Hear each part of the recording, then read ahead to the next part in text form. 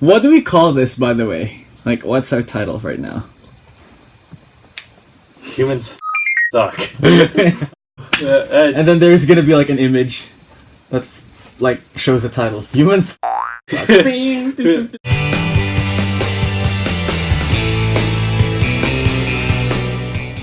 Okay. Welcome everybody to Humans Really Suck. Okay, thanks, you sociopath. Yeah, hey, we're included. You guys can't see Arvin there, but he's right behind the camera. You can yeah, you'll see him in time, I'm sure. Okay, so, ladies and gentlemen, today we are talking about humans sucking so much on the purpose of polar bears. So, these guys right here. He's blind. Okay, sorry. Yeah, there. And he knows kung fu. That's fine too. Okay, this is supposed to be a polar bear. Arvin, would you agree this is a polar bear? No. Okay, cool. Well, it's more Kung Fu Panda without the panda. That's fair. Okay. Anyway, we're gonna be talking about these guys, not the Kung Fu Pandas, about the polar bears. So yeah, what we're diving deep into today is humans' impact on polar bears in the Arctic. We're talking about how climate warming of cars, of natural resources like that, oil, any type of non-renewable energy source, properly describes polar bears being limited by their resources, their mating, the ways that they are able to disperse over the Arctic, and how climate warming in particular destroys their natural habitat in terms of sea ice habitat and polar bears' ability to survive in the long ice-covered months of usually around September to February, and then their ice-free season during the summer months there as well. So, sorry. Welcome to this garbage pile that is Earth. Yeah. It's not going to be happy. Topic. No, it's not going to be happy. No, we are, anti-fun. So yeah, polar bears are basically around this region that you can kind of see by the Hudson's Bay area over here. If you've never been there, please don't. It's a waste of time. Just don't. If you're happy in your old summer tropical wherever, just stay there. It's real not good here. We're dying. Okay, so let's talk about sea ice. So the sea ice is used as a habitat for polar bears as a means of protection during the spring and summer months.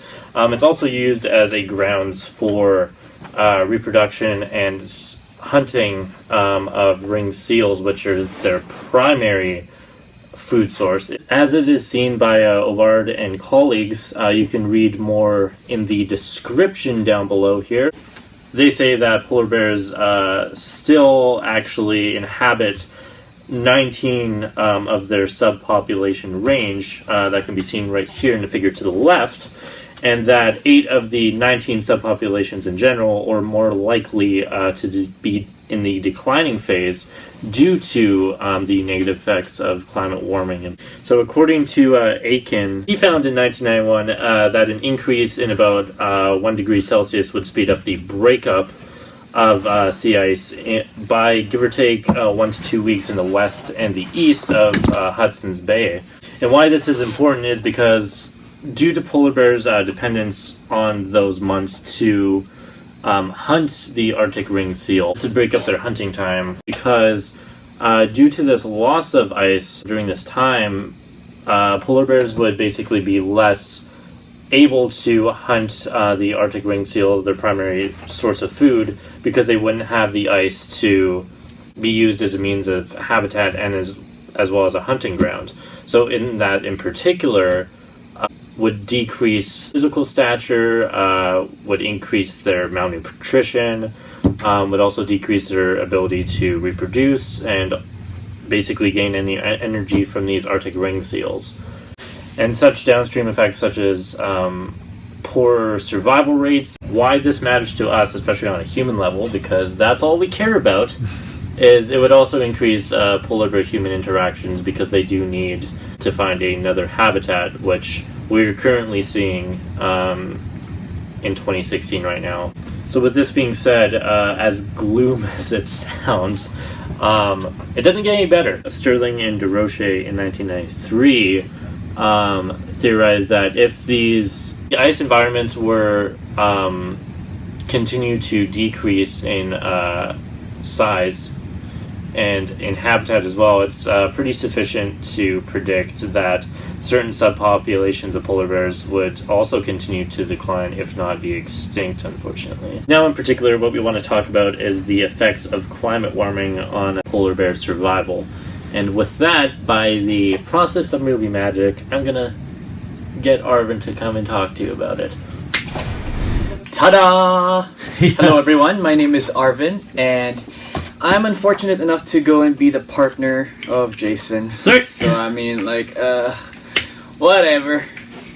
But in any case, let's go get right into this.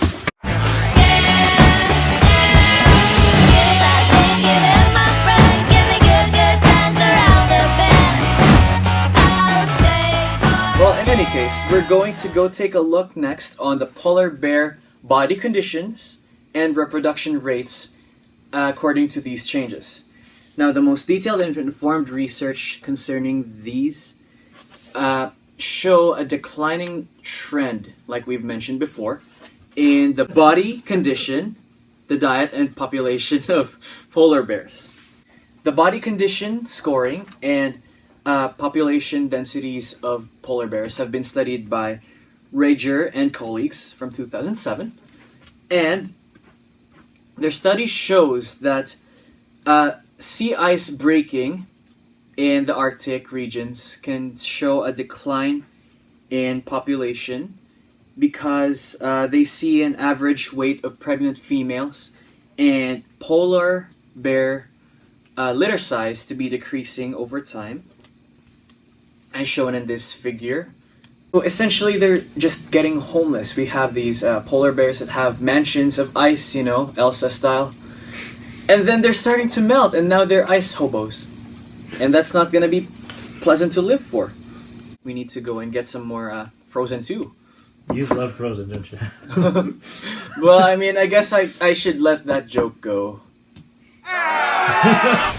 In the Hudson's Bay region, specifically, regardless of age and gender, there is a decrease in body population from 1984 to 2005. So outside of Canada, we see in Beaufort Sea, in the Arctic Ocean, that polar bear survival decreased drastically, in the correlation is made with the number of ice floes that we have. So just breaking it down from this perspective, we mentioned earlier that we have the ice so that the polar bears can have a haven to go out of the cold water, which is definitely hypothermia inducing, no matter what species you're at. Now, think about this from a female's perspective.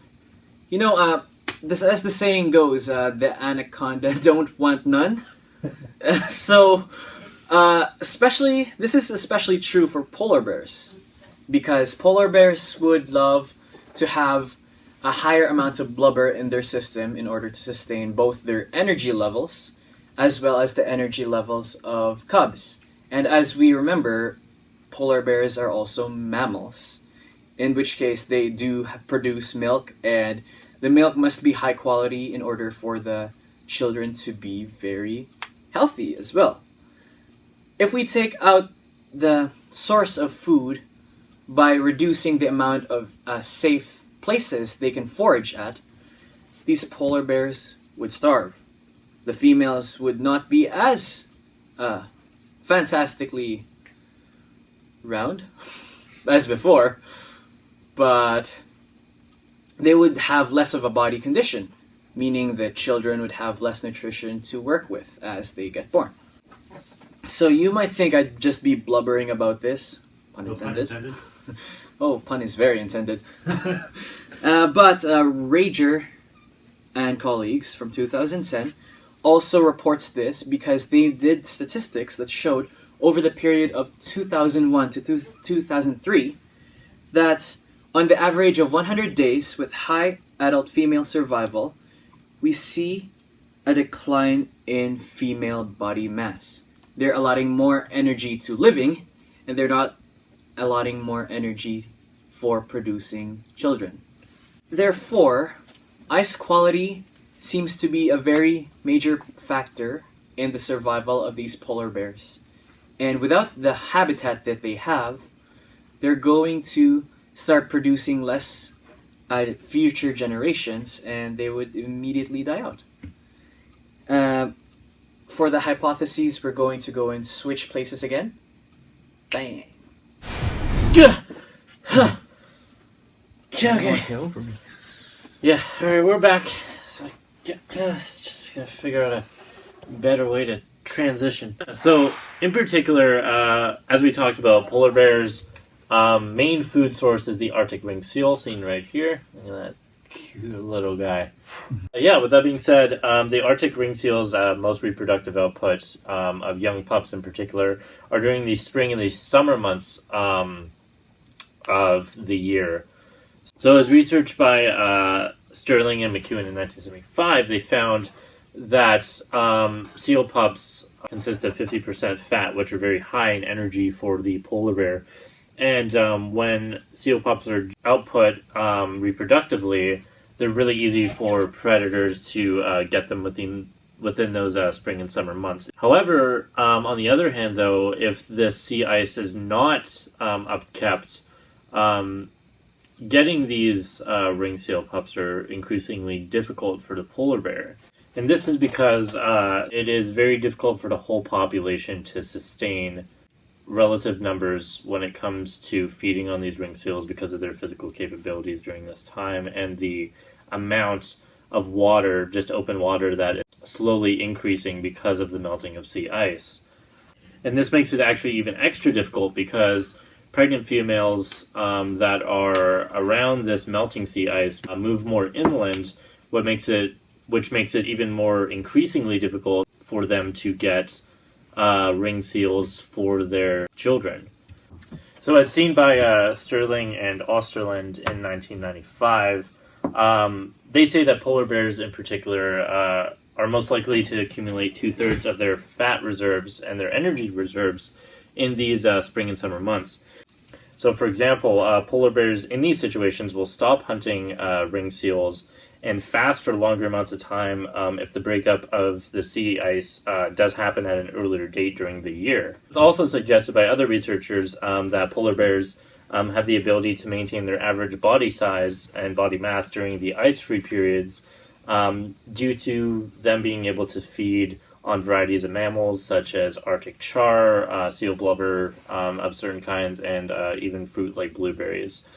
So though that these hypotheses are still circling around, recent research actually points out that based on analysis of polar bear tissues, low consumption of non-marine food is actually used as a source by polar bears. So as everybody knows, polar bears evolved from brown bears, so from these guys to these guys. And in particular with that, they also evolved a bunch of different techniques for them to manage the cold Arctic weather. So that also includes with simple gastrointestinal tracts, resistance to cold weather through their fur, in particular, like a white coat. But most importantly, they also have a semi-aquatic dietary lifestyle that's very specific to Arctic ring seals. So with that being said, it's pretty unlikely that they feed on other types of more various foods, such as like blueberries or the like that we just mentioned. And this is also seen more evidence through the skull of the polar bear that can be seen right here. So in particular, the skull is more suited to ripping more carnivores' meat, having really spiky fangs, able to tear, seal blubber and muscle, and not really based for a more omnivore lifestyle as seen in brown bears like here. Brown bears can be seen digging up insects, eating different tree leaves and stuff like that, but polar bears, being in the climate they are, not a lot's there. So they're used to very much being in a more carnivorous lifestyle. All right, so for the last bit here, I'll let Arvin finish us off. Goodbye. Ugh. Okay, I found a friend. I rescued the polar bear that we have here, and Too bad we I'm can't do that. ready to wrap this report up. So, as Jason has said before, our friends the polar bears are in dire need of our help, and as scientific fellow men, we can help mostly by doing what we do best, which is doing more research. Why we need this is because we need more information on, say, monitoring accurately the body condition scoring of polar bears that we have, depending on age, size, gender, and all those factors that affect those. Another topic that we haven't really researched on would be maternity denning of polar bears. That's something that's very hard to analyze, and is definitely more of an accurate amount of survival and reproduction of the females that we can derive from the information for that. So we can direct our research efforts into looking into sea ice parameters as it declines and how it influences maternity denning. It's going to be more accurate than just counting the subpopulation because there are lots of other factors that can affect population amount, such as predation by other predators, or like cannibalism that happens in polar bears. And it's not pretty to think about, but it happens. So my dad ate my little brother yesterday. It's okay, I still have my sisters. And communication across all nations is the key to being a healthy global individual and helping out polar bears whenever we could. So to conclude this report, climate warming is contributing to a lot of changes with the habitat, which influences feeding, reproduction, and survival rates of our friends, the polar bears. This radical change is causing a disturbance in the environment of polar bears, as well as changing the efficiency of seals, the whereabouts of the seals, even replacing our friends, the polar bears, into killer whales, because there's more water and less land. It is important to look into the big picture when it comes to conservation. In this case, it's not just the polar bears that we are caring about. It is easy to go and look into the polar bears and say, that is terrible, we must save all the polar bears. But the big picture is the habitat of the polar bears must be kept to whatever it is at the time right now, or improved on. Because the whole ecosystem would be affected, not just a specific species. At this point, I will go and magically appear. There. Alright. So, ladies and gentlemen, thank you. Thank you for watching. Please like, share, subscribe, or just don't, because this might be the only video we ever make. Be good to each other. Try not to kill these guys. Or do, because, I mean, we don't really change as a species. Great. Have a